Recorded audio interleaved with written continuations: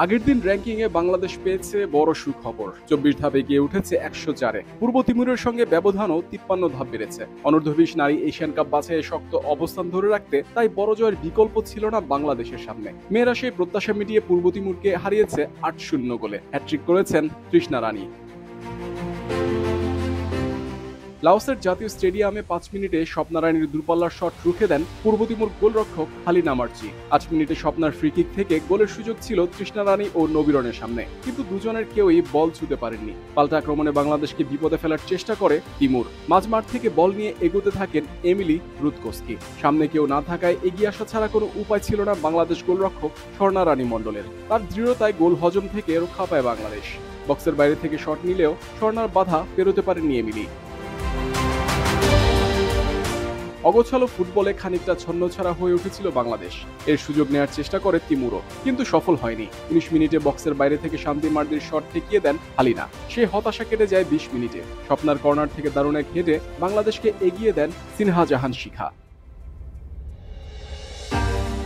৩৪ degree Celsius তাপমাত্রার গরমে হাঁসফাঁস করছিলেন ফুটবলাররা। রেফারিকে তাই এক অর্ধে দুবার দিতে হয় কুলিং ব্রেক। এরপর আরও তেতে ওঠে বাংলাদেশ। ৩২ মিনিটে সরাসরি কর্নার থেকে বাঁকানো শটে অলিম্পিক গোল করেন শান্তি।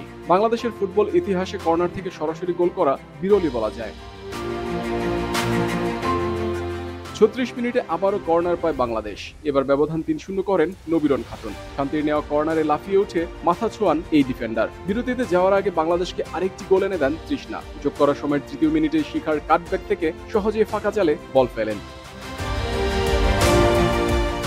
বিরতির পর দাপট ধরে রাখে বাংলাদেশ।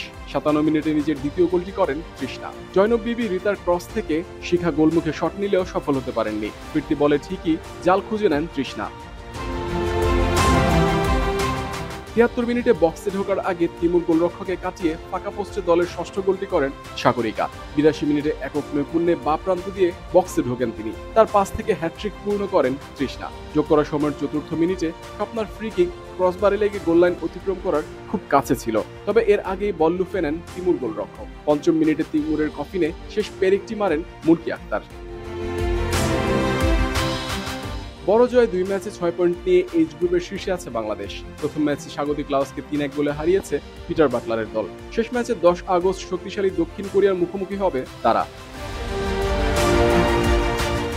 এইচ গ্রুপে থাকা বাংলাদেশ অনূর্ধ্ব-২০ নারী ফুটবল দল পয়েন্ট টেবিলের শীর্ষে থাকতে পারলেই মূল পর্বের টিকিট কাটবে। দ্বিতীয় হলেও বেঁচে থাকবে আশা। ৮ গ্রুপের সেরা ৮ দলের সঙ্গে সেরা ৩ গ্রুপ রানার্স আপ দলও পাবে আগামী বছর থাইল্যান্ডে মূল পর্বে খেলার সুযোগ।